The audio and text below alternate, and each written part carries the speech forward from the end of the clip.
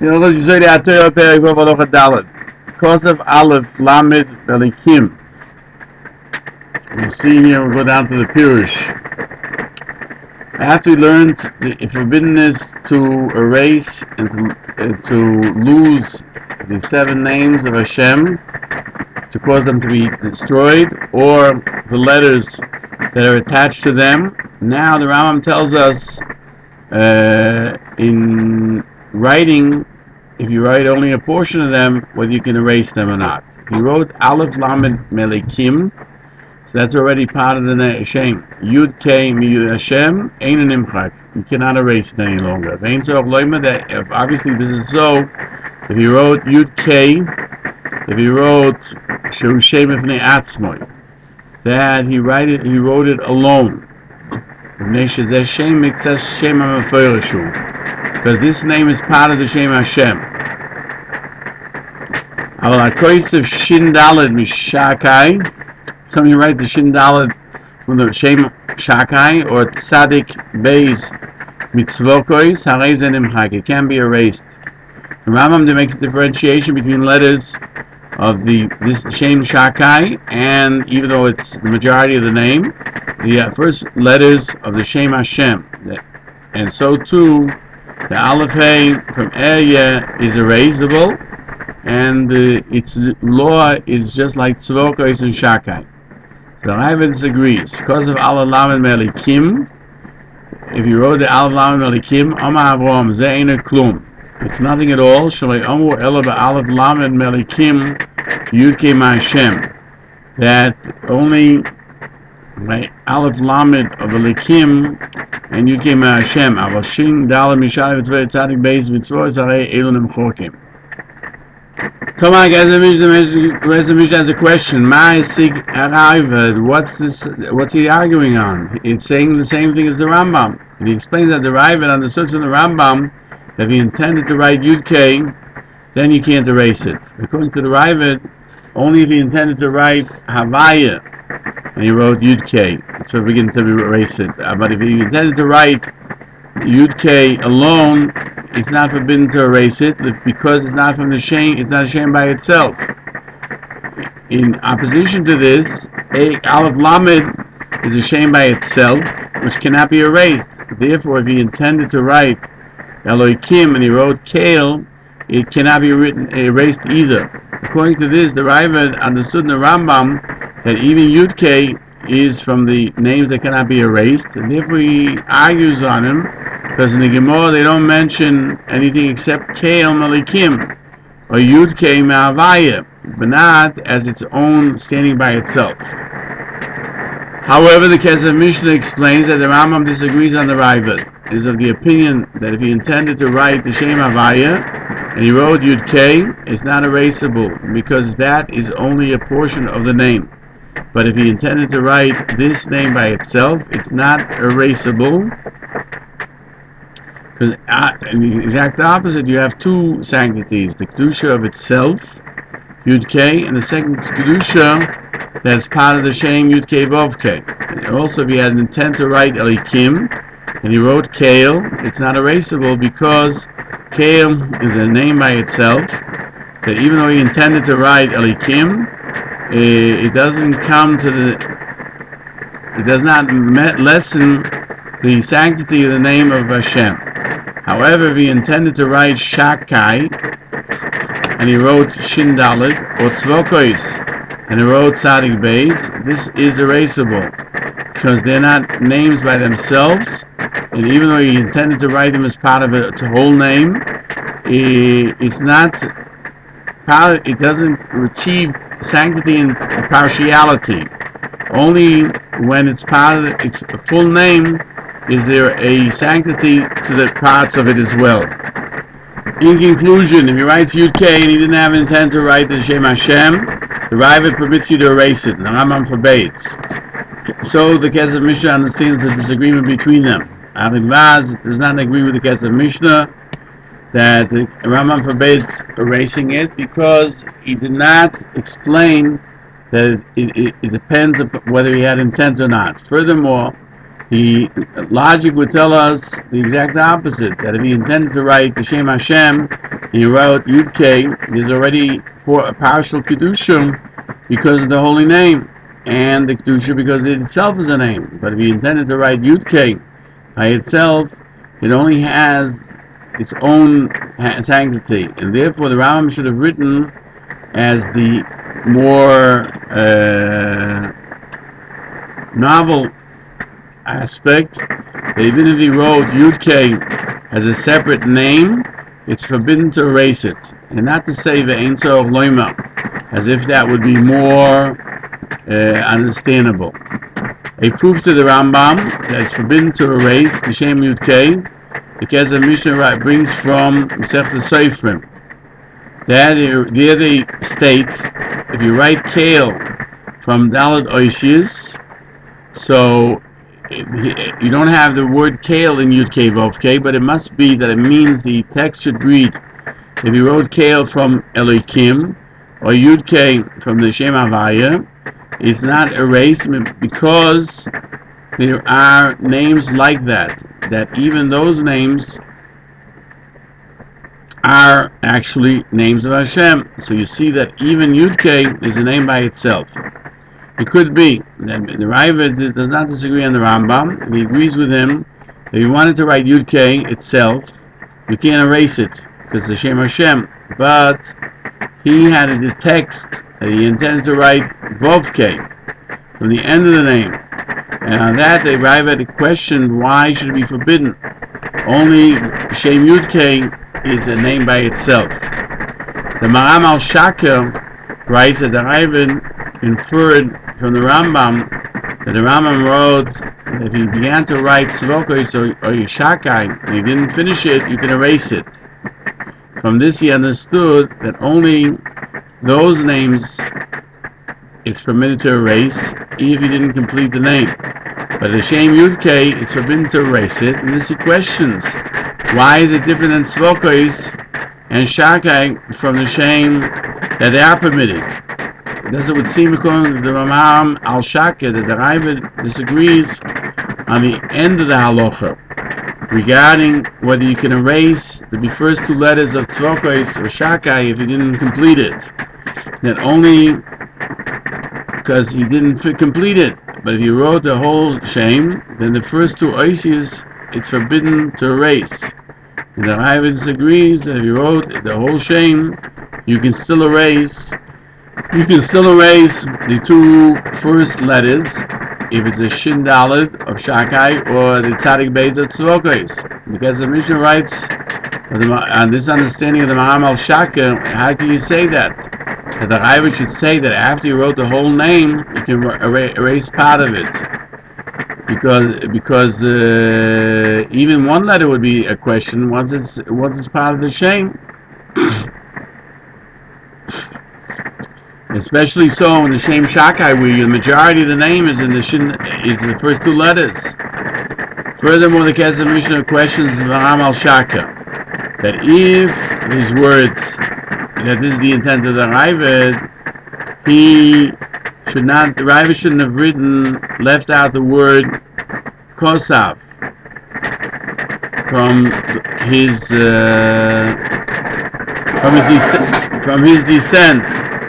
That's the main aspect of his descent, according to Maram al Shaka. Therefore, the Kesef Mishnah pushes off the explanation that the Maram al Shaka says to answer and to explain the intent of the Rebbe and the Sogis. The Ridvaz questions why the Rambam doubled up his words to say that Yud K of Havaya is not erased, and he adds that if you wrote a name of Yashem Yudah and he made a mistake, so he wants to say that there's a mistake, and the Rambam says certainly if you wrote the whole name you can't erase it. He says there must be a textual error. The correct text should read, if you wrote Vav K from Shem Havaya, it's forbidden to erase it because it's part of the name. And certainly if you wrote Yud K, that's his own name, as we find in the Kesef Mishnah. But the Kesef Mishnah already explained that the intent of the Rambam is not only if he intended to write the full name and he wrote Yud K, it's not erased, but even if he wrote Yud K by itself, it's also not erasable. And the opposite, you have Yud K has two sanctities. That, as we said earlier, it has its own sanctity and a sanctity that's part of Yud K Vov K. There's another logic that the Radvaz writes. There is question, what is the addition that the Rambam says? Certainly the name itself. He's doubling up what he says, and he explains that the questioner himself explains that first he's talking about that he wanted to write the entire name, and he wrote only Yud K, and there was therefore a place to say that since he didn't fulfill his intent, therefore there's nothing that's sanctified. So the Rambam tells us that these letters are sanctified and it's forbidden to erase them, and certainly when he didn't have intent to write only those letters, they're not erased. But the Radvaz himself disagrees with the one who questions him, that the main reason of that you don't have to say is lacking from what the Rambam is telling us. Because if the main novelty of the Rambam is, according to his opinion, that the logic is the opposite, when he wants to write the Shem Hashem, it's not, and he didn't finish it, then certainly the letters, because of his intent, are already Kodesh. Yud K is a name by itself, but if he intended to write Yud K alone, there's only the level that is considered a name of Hashem, and therefore the Rambam should have written that even if he wrote Yud K with intent that it should be a shame by itself, it also is forbidden to be erased. Therefore the Radvaz goes back to his original text that it's correct to write Aleph Lamed V'Olikim or Vov K from Hashem, and you don't have to say Yud K, which is a name by itself. But he questions how could it be he should write Vov K. The order is usually to write first Yud K then Vov K, and he explains that he thought that he already began to write Yud K, and now he wants to continue, or he wanted to write it not in order. Furthermore, the Radvaz questions why the Rambam, who wrote Vov K from the end of the name and not Hey Vov from the middle, he explains that since that it's neither the middle, the beginning, or the end, they have no Kedusha. Differently than Vov K, which is a half of a shame. Therefore, it's not erasable. But the Raivad, according to the Radvaz, is of the opinion that Vov K has no sanctity, just like Tzadik Beis and Tzokes has no sanctity, because it's not a shame elsewhere. But if he'll write Yud K Vov, according to the Radvaz, it would seem that you cannot erase it. That's the main part of the name. Bali Yisoi, those who are Kabbalists, say that if you write the Shem Havaya, you should not stop between letter to letter, except for the middle one. It would seem that the two first letters of the Shem Peirush, they have a Kedusha extra ones, that when they are together, even though they're not found elsewhere. The reason the Zohar writes in Parashat Mois, that's what the Radvaz says, it's found in the Zohar at the end of Achei Mois. And this is proof to the opinion of the Rambam, and for that reason, when you say Shem Yuchad before you do a mitzvah, it's to attach the Yud K in the Vov K, meaning that Vov K does have a Kedusha to it. Taisus writes in Shavuos 35a, in the explanation of Rabbeinu Hananel, Aleph Dalet from the Shem Adna cannot be erased. And the question is, why is Aleph Dalet different than Tzadik Beis and Tzvokah? It's a Shin Dalet from Shakai that is erased because it's not a name by itself. Maybe it could be that the Shem Yuchad, we have to the Shem Adna, we have to be more stringent with. That's how he concludes it. The Maram Padua Says, why didn't the Rambam explain the Aleph Daled from the Adnis? And he says that according to the Rambam, you would be able to erase it. But there is a stringency regarding the name Adoy and the Noi as how you say it with your mouth. According to the Rambam, if somebody curses, he's not liable for skila until he should say it with Aleph Daled, not any other connotation. But as far as erasing it, there's no difference. And so Aleph Hey from the name Eke can be erased, just like Tzadik Beis and Tzvokos and Shindalot from Shakai. The Mechaber Shulchan Aruch writes, Aleph Lamed Melikim, Yud K from Yud K Vov K, or he wrote Yud K alone, it cannot be erased. But Shindalot from Shakai and Tzadik Beis and Tzvokos can be erased. And there the Agor says, so too Aleph Daled Me'adne or Aleph Hey Me'eya. And there are those who are more stringent. The intent of the Ramah is, according to Rabbeinu Hananel, who says you can't erase the Aleph Daled from Adnes, so you can't erase the Aleph Hey from Eke. The reason that we are stringent, more than Shin Daled from Shakai and Tzadik Beis and Tzvokos, is explained in Tosos because they are from the special name of Yud Kei Vov Kei, which is pronounced Adne. But the Levush writes that according to Kabbalah, Aleph Hey is like Yud Kei, and therefore Aleph Hey is more stringent than Aleph Daled. The Gra there explains that the intent of the Ramah is to be machmeh b'Aleph Daled, like Rabbeinu Hananel in Tosos there. And he questions in the Yerushalmi. Here they said if you wrote Aleph Daled or Aleph Hey from Eke or Shindalot Mishakai or Tzadik Beis and Tzvokos, they are erasable. And if you wrote Yud K from Yud K Vov K or Kale Melikim, it cannot be erased. Like this would accord with the first opinion.